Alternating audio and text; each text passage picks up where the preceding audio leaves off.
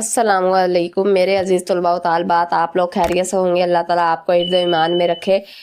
और आपने पहले कल गज़ल की थी मीर तकी मीर की, और आज हम कर रहे हैं ख्वाजा हैदर अली आतिश की गज़ल सुन तो सही जहां में है तेरा अफसाना क्या। ख्वाजा हैदर अली आतिश तखल्लुस करते थे का ताल्लुक दिल्ली के एक मुअज़्ज़िज़ ख़ानदान से था। इनके वालिद नवाब शुजाउद्दौला के वह अहदे हुकूमत में तर्क सुकूनत करके फैज़ाबाद चले गए। इस ज़माने में औध का दारुल हुकूमत फैज़ाबाद था। लखनऊ में पैदा हुए। लखनऊ बाद में हुआ सफ़र सनी में वालिद का साया सर से उठ गया तो उन्होंने रवायती तनीम को खैराबाद कह दिया और मिजाज में बांकपन आ गया। दरगाह माश की ज़रूरत महसूस हुई तो एक नवाब की मुलाजमत इख्तियार की कर ली और इन्हीं के साथ फैज़ाबाद से लखनऊ आ गई। ये वो ज़माना है जब शेर व शायरी का बड़ा चर्चा था। खसूसन लखनऊ में बड़ी गर्म बाजारी थी। ये भी इसी रंग में रंगे गए। शेर व शायरी में नाम पैदा करने का शौक हुआ तो मुसफ़ी के शागिर्द हुए और चंद माह की मेहनत से ऐसे बहम पहुंचाई कि खुद साहब तर्ज शायर ठहरे और दूर और नज़दीक इनका शौहरा हो गया। ख्वाजा हैदर अली आतिश ने अपनी सारी उम्र वाजियत अदारी में बसर की। इनकी ज़िंदगी बड़ी सादा थी मगर ज़िंदगी बताने का एक ख़ास करीना और ज़ब्त था और वो आज़ाद मिजाज और लाउबाउलीपन के हामिल वाक़िया हुए थे। हमेशा सपाहियाना वाज़े कते में रहते थे और बांकपन के साथ साथ म्यान में तलवार बांधे रखते थे। यहाँ तक के मिशारों में भी तलवार बांध कर जाते थे। कनात पसंद ऐसे थे कि कभी किसी नवाब या अमीर की खुशामद नहीं की। अलबत्ता इनके शागिर्द जिनकी तादाद काफ़ी थी कभी कभी इनके साथ सलूक रकमी मदद करते थे। ये वो ज़माना है जब शेर व शायरी के हवाले से लखनऊ के दो तबके थे। एक तबका जानिबदाराने नासिक का था और दूसरा तबका जानिबदाराने आतिश का। इनके आपस में मुकाबले होते थे जिनसे उर्दू शायरी को ये फ़ायदा पहुंचा कि दोनों उस्तादाने फ़न मुकाबले के ख्याल से तबीयत पर जोर देकर शेर कहते थे। इनकी लतीफ़ पेराए में नोक चौक भी होती रहती थी मगर तहजीब के दायरे से कभी बाहर ना निकलते थे।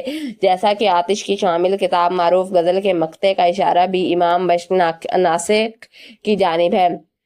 यूं मदई हसद से ना दे दाद तो ना दे आतिशे गज़ल ये तूने कही आशिकाना क्या। सुन तो सही, अब पहला गज़ल का शेर है। सुन तो सही जहां में है तेरा फसाना क्या, कहती है तुझको खलके खुदा गाइबाना क्या। लोगों की बातों को कभी गौर से सुनो तो तुम्हारी अदम मौजूदगी में वो तुम्हारे मुतल्लिक क्या कहते हैं तुम्हें अपनी हकीकत मालूम हो जाएगी।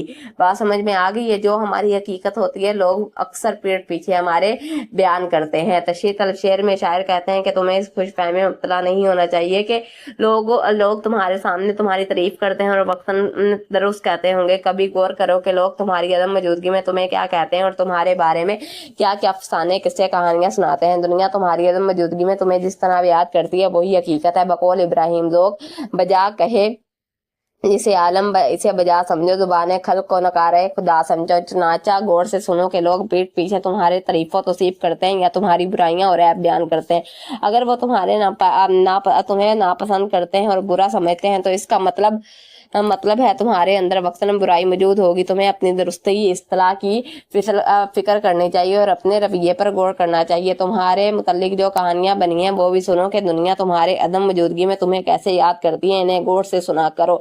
शेर का दूसरा मफहूम ये भी हो सकता है कि शायर वक्त के हुक्मरान से मुखातिब होकर कहता है कि तुम इस खुशफहमी में मुब्तला हो कि हम जो करते हैं वही दुरुस्त है और अवाम हमसे और हमारे हर काम से राजी और खुश है, लेकिन तुम्हें मालूम नहीं लोग तुम्हारे बारे में क्या सोचते हैं और क्या कहते हैं। चनाचा कभी इन किस्से कहानियों के बारे में भी गौर से सुनो जो तुम्हारे मुतल्लिक दुनिया में बनी हुई हैं।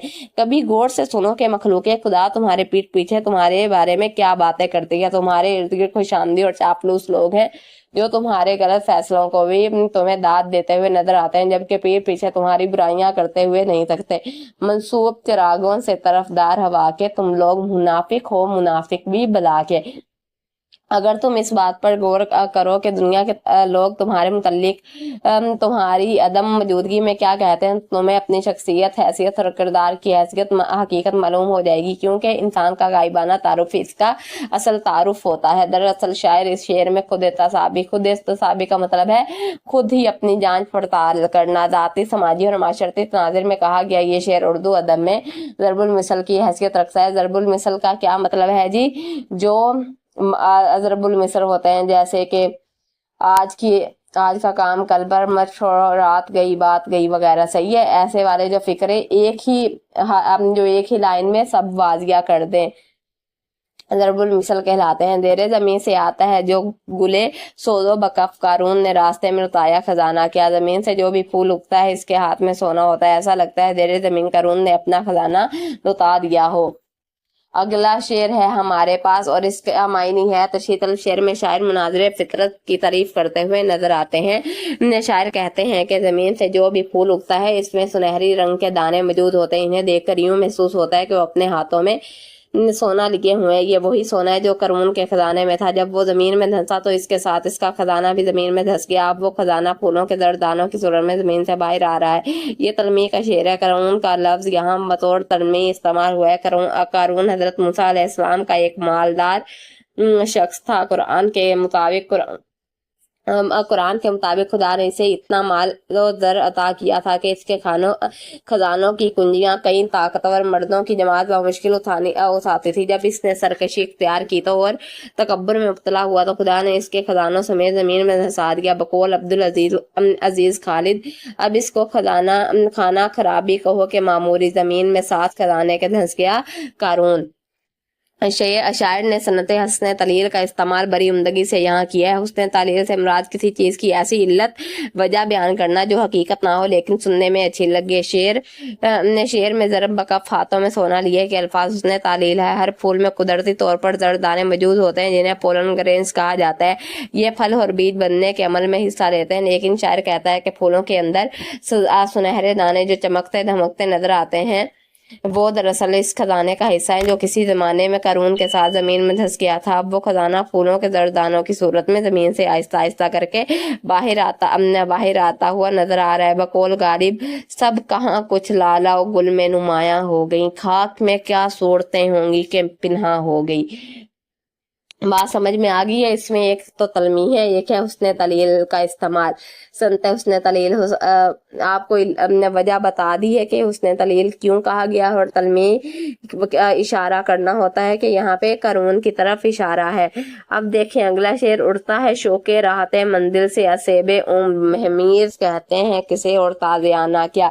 عمر کا گھوڑا منزل پر پہنچ کر آرام و سکون کے شوق میں بررفتاری سے دور رہا ہے، اسے کسی مہمیز اور تازیانے کی ضرورت نہیں۔ تشریح طلب شعر میں شاعر نے انسان کی زندگی اور عمر کو ایک برق رفتار گھوڑے سے تشبیہ دی ہے، یعنی عمر ایک تیز رفتار گھوڑے کی مانند ہے۔ تشبیہ آ گئی ہے یہاں پہ، جس کے سامنے اس کی منزل اور وہ انتہائی سرعت اور برق رفتاری سے اپنی منزل کو پانے اور اسے حاصل کرنے کی دھن میں اس جانب دوڑتا جا رہا ہے۔ اس کی منزل موت کے سوا اور کیا ہو سکتی ہے؟ عموماً گھڑ سوار گھوڑے کو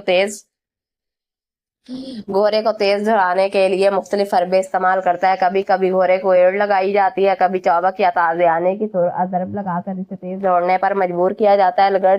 گھوڑے کو تیز دھڑانے کے لیے ہر سوار مختلف حربے اور تدابیر استعمال کرتا ہے، لیکن عمر کا گھوڑا ایسا گھوڑا ہے کہ اسے تیز دھڑانے کے لیے کسی مہمیز، کسی تازیانے اور کسی ترغیب کی ضرورت نہیں۔ یہ از خود تیز رفتاری سے چلا جا رہا ہے۔ یہ اتنا تیز دوڑ رہا ہے کہ تیز رفتاری میں اس کے پاؤں زمین پہ نہیں لگ رہے، گویا اسے پڑ لگ گئے ہیں اور یہ اڑتا جا رہا ہے، کوئی اسے روک بھی نہیں سکتا۔ سفر کی مصیبتوں اور صعوبتوں کے بعد منزل پر پہنچ کر جو راحت و خوشی اور آرام و سکون ملتا ہے، اس راحت و خوشی کو پانے اور اسے حاصل کرنے کے شوق اور جستجو میں یہ خود بخود دوڑتا چلا جا رہا ہے۔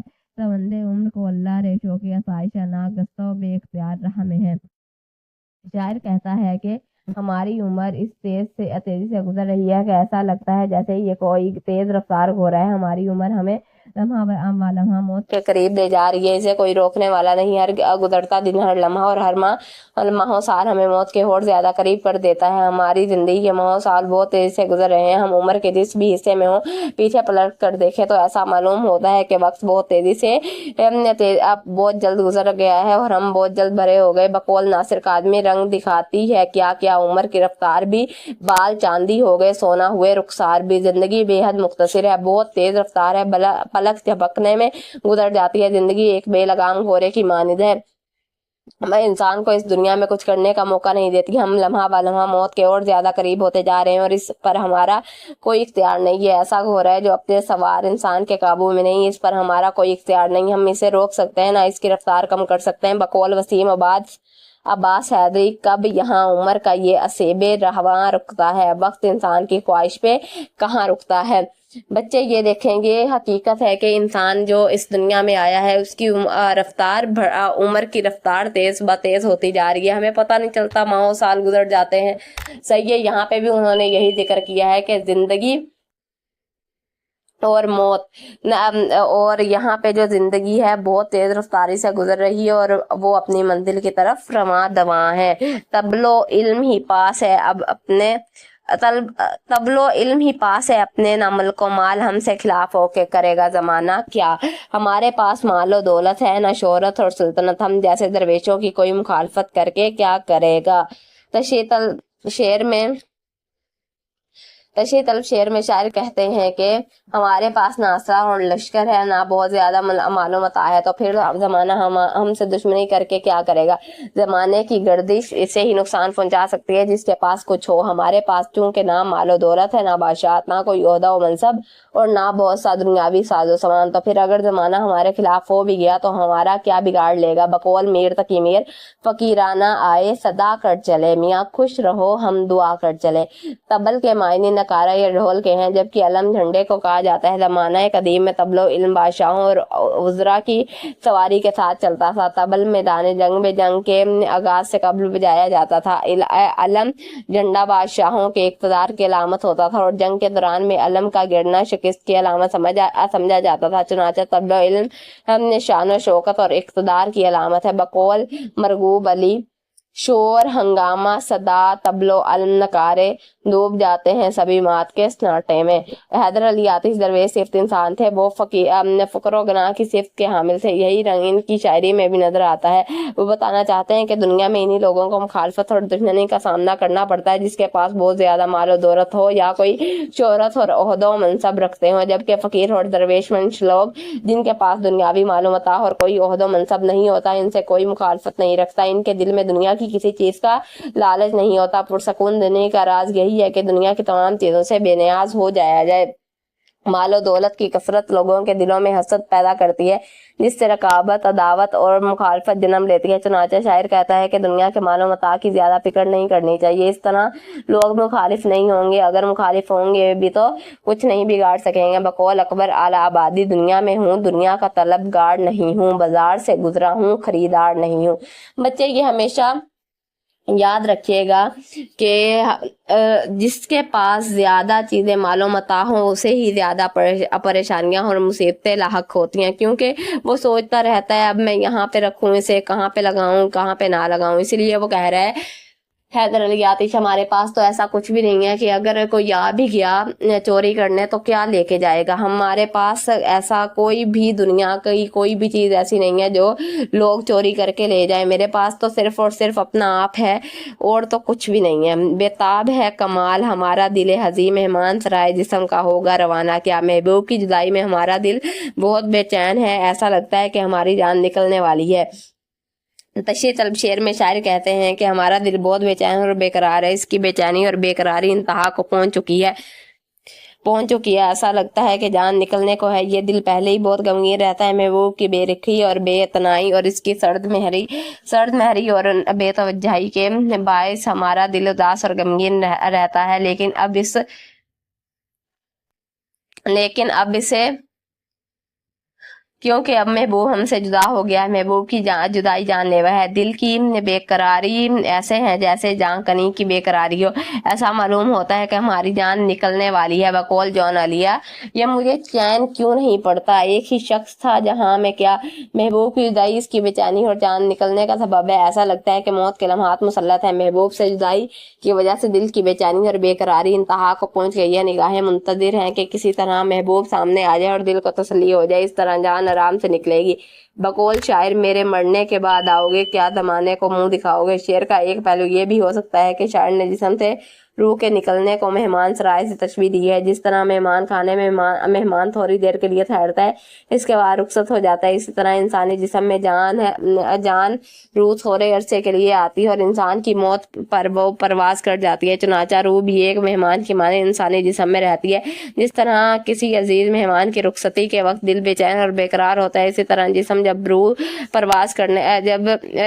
जब रूह परवाज करने लगती है तो जिस्म बेकरार और बेचैन हो जाता है। शायर कहता है कि मैं बहुत ज़ईफ हो चुका हूँ, मेरी ज़िंदगी का साजो सामान यानी मेरी ताकत और क़ुव्वत, मेरे अज़ा की तवानाई, मेरे होशो हवास नहीं रही, ये सब अगले जहाँ रुखसत हो गए। ये मेरी ज़िंदगी का हकीकी साजो सामान था जो अगले जहाँ पहुँच चुका है। इंसानी फितरत है, इंसान का दिल वहीं लगता है जहाँ इसका मालूम मता और साजो सामान हो। इसका दिल वहाँ जाने के लिए बेताबो बेकरार होता है। बकौल दाग दहलवी, होशो हवासो ताबो तवा दाग जा चुके, अब हम भी जाने वाले हैं, समात हो गया। देखें बच्चे, उसने शायर ने ये कहा है, इस दुनिया की सबसे भरी हकीकत को, जिंदगी की सबसे भरी हकीकत को यहाँ पे बयान किया है कि जिंदगी की सबसे भरी हकीकत मौत है। अगर इंसान इस दुनिया में आया है तो उसने वापस भी जाना है, और इसके ताल्लुक बताए हैं कि जिस्म का रूह से ताल्लुक बताया है वो कैसा है। सही है बच्चे, अब हम आगे चलते हैं। यूं मदई हसद से ना दे दाद तो ना दे आतिश गजल, ये तो ना कहिए आशिकाना क्या। मैंने आपको पहले भी बताया था तारुफ में कि मदी कौन थे, हसद करने वाले, जो नासिक को ये कह रहे हैं। सही है। एक आतिश तूने एक गजल नहायत आशिकाना कही है, मेरा मुखालिफ हसद की वजह से दान ना दे तो और बात है। आतिशी तलब शेर का ताली का शेर है। जब शायर कलाम में अपनी अजमत और बुराई खुद बयान करे तो इसे शायराना ताली कहा जाता है। सही है बच्चे, ताली किसे कहते हैं वो आपको समझ आ गया होगा। इस शेर में हैदर अली आतिश शायराना ताली से काम लेते हुए अपनी शायराना अजमत बयान करता है और साथ मुखालिफिन की रकावत और हसद का तज़किरा भी करता है। शायर कहता है कि आतिश, तुमने नहायत पकीज़ा और बुलंद मज़ामीन की हामिल बहुत उम्दा गजल कही है।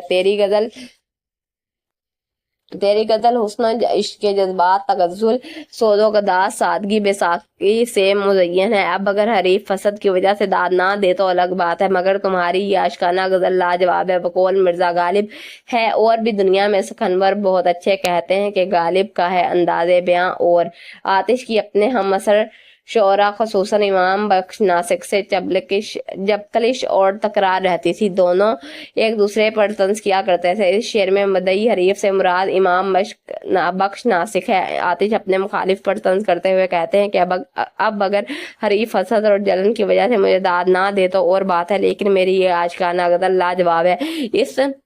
इसमें शुबा नहीं कि हैदर अली आतिश का शुमार लखनऊ के बड़े शोरा में होता है। इनके इशारे में नक्ता आफरीनी और रंगे तगज़्ज़ुल काबिल तारीफ होता है। यही वजह है कि इस शेर में वो अपनी गजल की खूबी बयान करते हैं।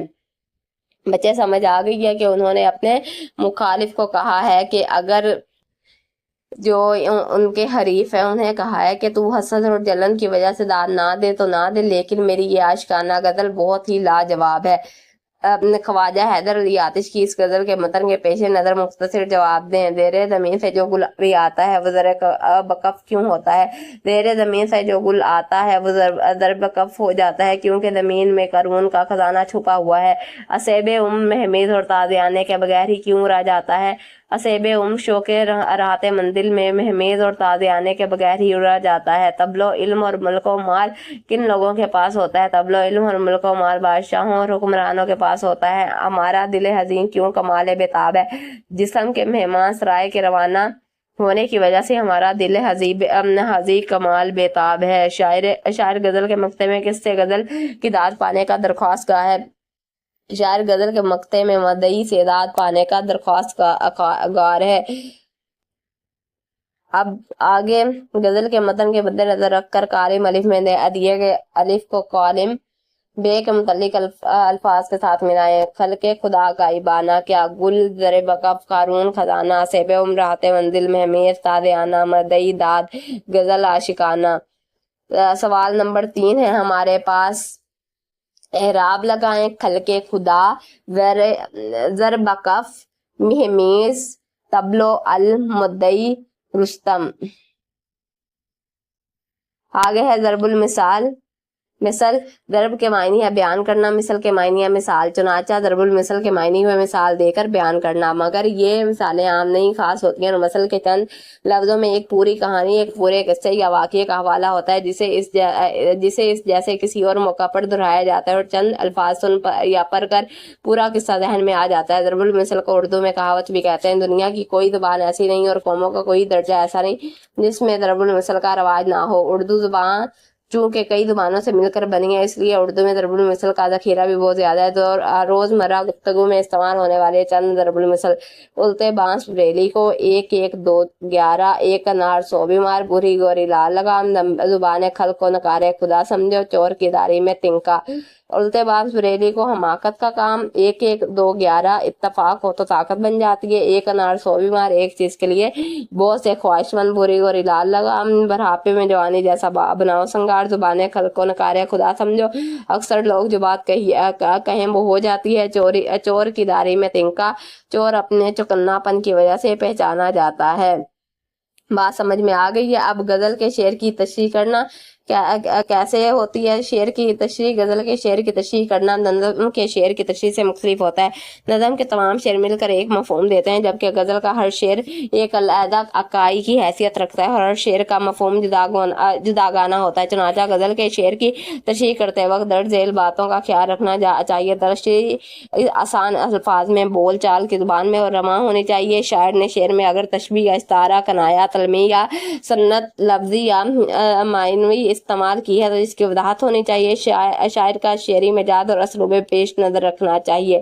دیکھیں بچے، جیسے غزل ہوتی ہے، ہر شعر کا الگ الگ مفہوم ہوتا ہے، الگ الگ اکائی ہوتی ہے۔ دوسرا شعر پہلے شعر سے نہیں ملتا اور پہلا شعر دوسرے شعر سے نہیں ملتا، اور جبکہ جو نظمیں ہوتی ہیں وہ بالکل ایک جیسی ہوتی ہے۔ اگر پہلے میں حقیقی عشق کا ذکر ہوگا تو دوسرے میں بھی حقیقی عشق کا ذکر ہوگا، انہوں نے یہی کہنا چاہا ہے۔ اور اگر تشبیہ وغیرہ کا تعلق، تلمیح کا تعلق یا کسی بھی ایسا ہی کوئی اصطلاح یوز ہو تو اس کی وضاحت ضروری ہوتی ہے غزل میں دینا۔ بات سمجھ میں آ گئی ہے؟ اور اکثر شعر ایسے ہوتے ہیں جن کے حقیقی معنی میں بھی، حقیقی عشق میں بھی لکھا جا سکتا ہے، تشریح اور مجازی معنی میں بھی۔ بات سمجھ میں آ گئی ہے انشاءاللہ تعالی۔ اب ہم یہ آپ کو میں نے یہ والا شعر کروا دیا ہے۔ زیر زمین سے آتا ہے جو گلے سوز و بکف کرون نے رستے میں لتایا خزانہ کیا۔ آپ دیکھ لیجئے گا، اگر کوئی چیز سمجھ نہ آئے تو آپ کمنٹس میں پوچھ سکتے ہیں۔ اللہ تعالیٰ آپ کو اپنی حفظ و ایمان میں رکھے اور ملتے ہیں کل لیکچر میں۔ اس وقت تک اپنا بہت سا خیال رکھیے گا اور مجھے اپنی دعاؤں میں یاد رکھیے گا۔ اللہ حافظ۔